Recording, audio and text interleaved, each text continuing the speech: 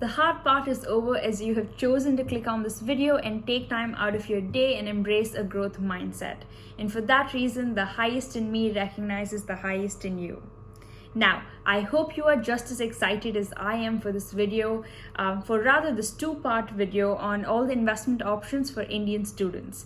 Now, the reason it is two-part is because I thought it would be really unfair to discuss all the investment options, but not really dive into the factors that go into considering an investment option that is best suited for you and your lifestyle.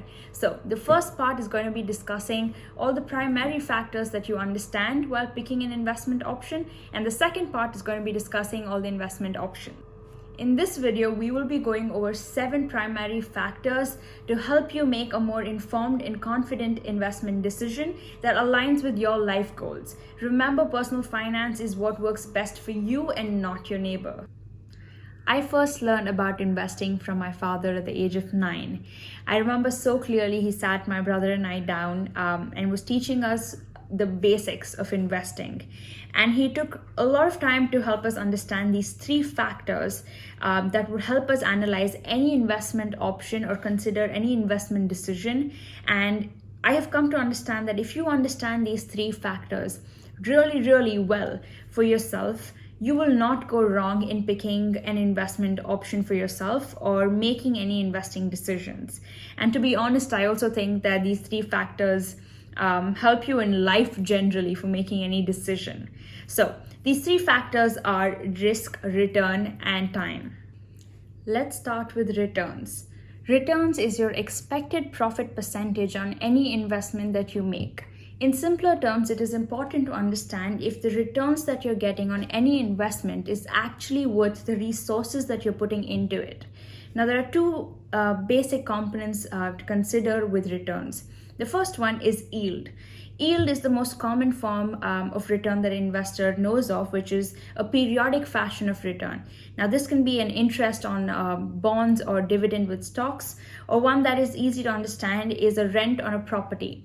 When the owner rents out a property, he receives rent in a periodic fashion, that is month after month or quarterly. The second one is your capital gain. Now, this is the increase or decrease of the value of the asset itself, which means here we are not considering the rent that you get on the property in a periodic fashion, but what is the value of the house itself? So if I bought it yesterday for 5 lakhs, what is the present value of it? So your total returns is always your yield plus your price change, which is the change in the value of the asset itself. Now, for the ones who can't be bothered with analyzing any of those things, the basic thing to understand about returns is that you have to at least have expected returns that is above the inflation rate.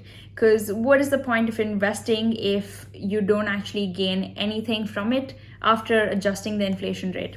So if India's inflation rate has been anywhere between 3 to 5%, it is always better that your investment expected returns is at least above 5%. The second one is risk. This is the degree of uncertainty or potential of loss in an investment.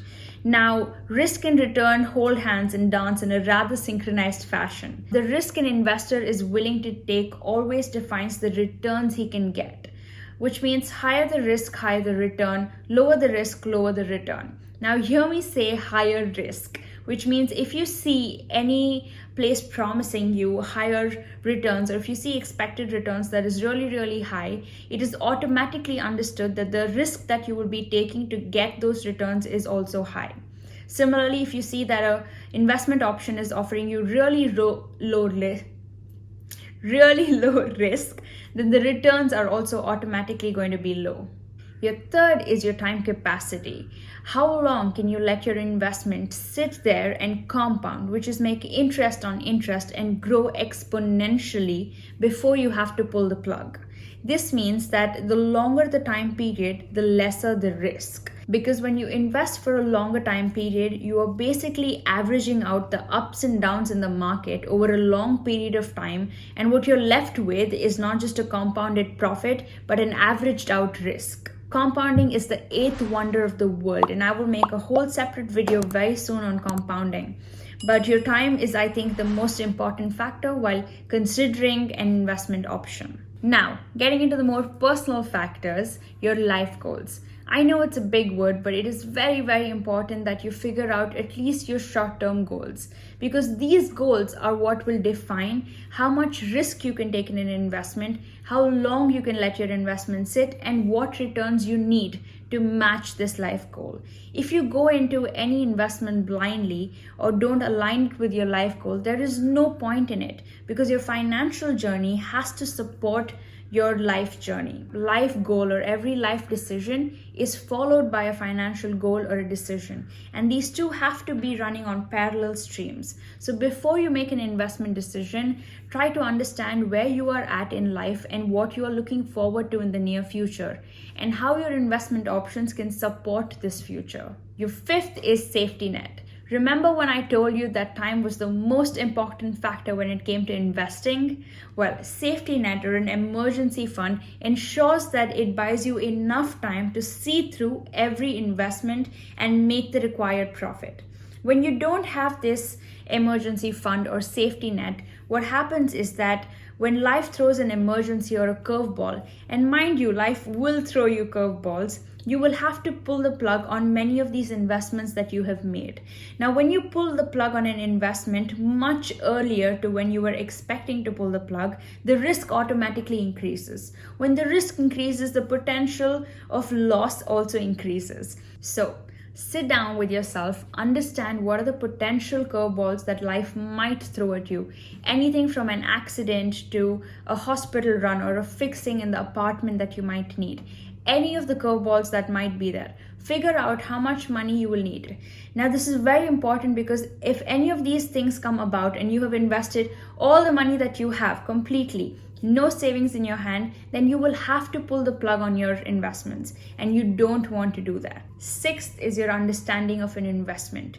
Only and only invest in options that you completely understand. You understand the risks, the returns, the time period it requires, and how the investment option as a whole works. Sit down and learn about an investment option. You need not invest in every single option that is there, but the ones that you do choose, make sure that you understand. And if you don't understand, you can prolong the time period of when you actually make the investment, but take the time out to ask the right questions and clarify all your doubts before you make your investment. Seventh most important factor is your age. Remember how I told you again, time is the most important factor when it comes to investing. Well, age literally tells you how much time you have for each investment. So, if you're in your early 20s and you've started investing, the risk capacity that you have is automatically much higher, because you have the time to average out your risks over time. But if you are getting older and closer to retirement, your risk capacity automatically decreases. So, good news for students, the risk capacity that you have is super high, which means high risk, high returns. So in the next video, we will be looking at the other investment options, or rather all investment options for a student. Give yourself a pat at the back, because we have just completed the first of the two-part video, and in the second part of the video, we will be discussing all the investment options for you as an Indian student. Like this video if you liked it. Let me know in the comments down below if any other queries come up or other topics you'd like me to touch upon. Be sure to subscribe, because it definitely motivates me to make more videos, and share it with your friends if you think it'll be helpful for them.